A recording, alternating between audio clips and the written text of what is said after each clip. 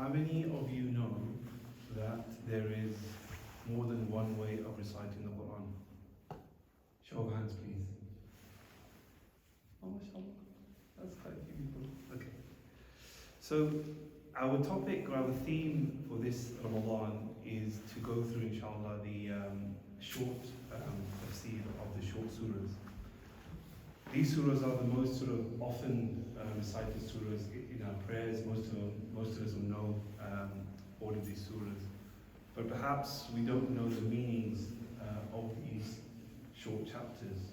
And that's why we decided that we would go through a short tafsir on each of these chapters, where we can create a better connection to the Quran in this blessed month of Ramadan.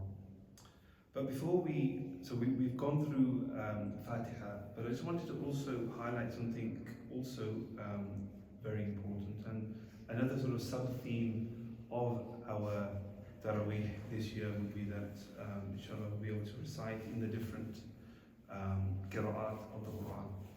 So alhamdulillah, most of you know that there is more than one way of reciting the Quran, so that's a good start. So I just want to go through what that actually means. And the reason why this is important is because it does actually enrich the meanings of the Quran.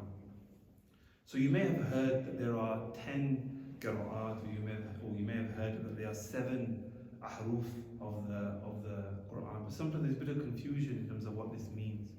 So inshallah I'll briefly go through what this means so we have a better understanding of this, and also to highlight why this is important, that we should be aware of this. So, for example, in the English language, when we spell the word colour, there's 2 ways of spelling this, yes? C-O-L-O-U-R, that's the English way, yeah? And then you've got C-O-L-O-R, which is the American version, yeah? But the pronunciation is exactly the same, yeah? Or maybe with a slight American accent, which I'm not going to attempt. But it's the same word and the meaning is the same, yeah? But you spell it differently.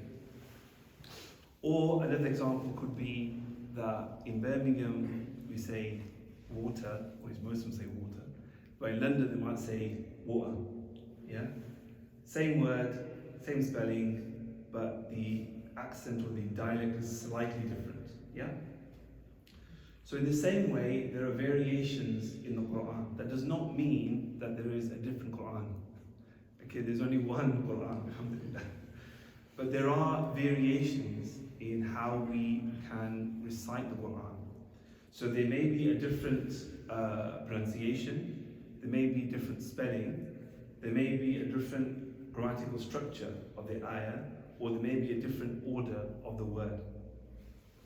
And this means that this variation brings us to what we call the 7 ahruf, okay? Which are the 7 variations of the recitation of the Quran. And this, of course, all goes back to the Prophet Muhammad sallallahu alaihi wasallam, okay? It's not random, yeah? The Quran was revealed in its 7 ahruf, okay? That's how it was revealed. So why was this the case? This was the case because in the different tribes, so like we have today, we have different boroughs or different cities, different counties. The different tribes would speak in a certain dialect, okay? And so there were differences in the way that they spoke. They spoke Arabic, of course, but there were certain differences in terms of how they would speak, okay? So the Quran was revealed to make the recitation of the recitation easier, to make the memorization easier. It also deepens the meaning of the Quran as well without contradiction. So like I recited yesterday and explained Maliki Yawmiddin, and what was the other one? Maliki Yawmiddin. Okay, essentially the meaning is the same. Okay, there's a slight variation in the difference. So Malik or Maliki Yawmiddin means the owner or the king, whereas Maliki is being the sovereign. Okay, so very similar meanings, but it just deepens the meaning, gives another dynamic to the meaning. Okay? And the third main reason is to actually throw a challenge to anybody who thinks that they can bring something like the Quran. Okay? And this is a challenge that Allah subhanahu wa ta'ala mentions in the Quran, to bring a chapter or a verse similar like the Quran, which is of course not possible. And so the challenge here is that not only can you bring something similar, but the Quran is so unique that even if you had these 7 ahruf, you still can't bring anything even remotely similar to this, because it's the word of Allah subhanahu wa ta'ala. So some of the differences are things like the changes in the nouns. Okay, so you might have a word which is plural. Okay, so you might have amanatihum, okay, for example, or you may have a singular amanatihim. So same word, one is singular, one is plural. Doesn't really change the meaning. You may have some grammatical changes in the verb conjugation. Okay, so the word might be ba'id or ba'id, same word, slightly different way of its articulation. The meaning doesn't change. Or you may have a slight addition or deletion of a word, which is basically just to do with the syntax of the word. So you could say وَهُوَ الْغَنِيُّ الْحَمِيدُ, or you might say اللَّهُ الْغَنِيُّ الْحَمِيدُ. Okay? So again, the meaning does not change. Or there may be just slight differences in the tajweed. So the elongation of a certain word could be longer. So rather than saying amanu, it may be amanu, maybe slightly longer. Again, it does not change the meaning of the word. So the qiraat, or the qiraat, which is the plural, is the way of the recitation which has reached us by the qiraat masters.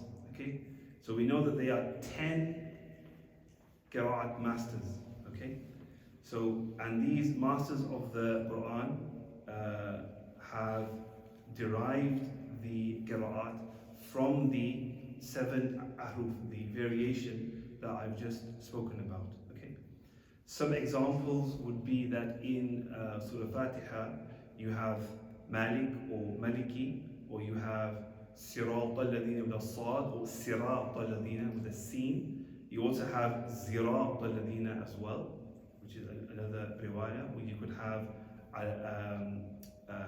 Alayhim or Alayhum. Okay, so all of these are the different ahruf in this particular surah, and all are correct. Okay, so the selection of this variation, okay, makes a qira'ah. So, and there are 10 such qira'ahs. Okay, and these are all linked back to the Prophet Muhammad sallallahu alaihi wasallam. So each qira'ah has then 2 confirmed students. Okay, so the most well-known recitation in the Ummah is which one? Hafs, yeah? Hafs al-Asim, okay? So the Imam is Imam Asif Kufi, okay? So that was the Qira'ah master. The 2 students were Shu'bah and Hafs, okay? And this is the most well-known recitation in the Islamic world, okay? And then there are others like Warsh and Khalaf are the others, or 3 of the others. Why this is important is because sometimes you have people who are, enemies of Islam. You have Orientalists who will go to certain places, certain villages, and people who are, perhaps who are unaware of these things, and they try to put shak and shubahat and doubts in their minds by showing them these differences and saying, oh look, your Quran is not preserved and it's different, you've got 10 versions. And that can really hit some people. They think, oh my God, this has been kept a secret from me, but that's not true. So the reason why I'm highlighting this is just for our knowledge, our benefit, so that if you do hear a slight difference in the qira'at, then don't jump to conclusions. And this has happened.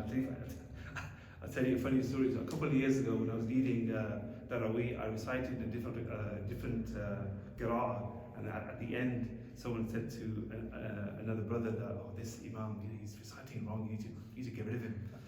But then we explained that no, this is a correct way of reciting. There are different ways of reciting, so we do have to highlight these things.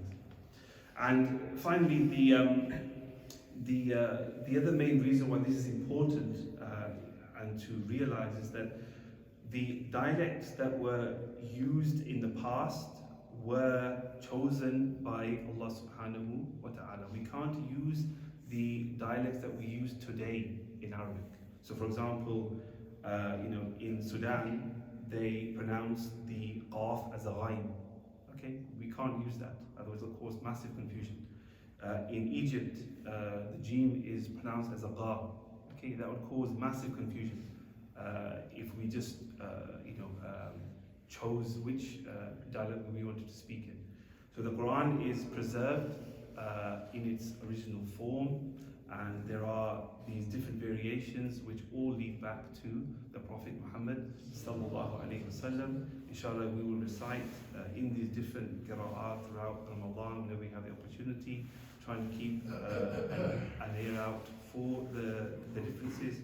Inshallah, may Allah subhanahu wa ta'ala give us understanding and give us openings and give us the ability to recite the Quran as it should be recited, and that He opens our hearts towards its meaning, and that we act upon what we learn. Inshallah. Assalamu alaikum wa rahmatullahi wa barakatuh.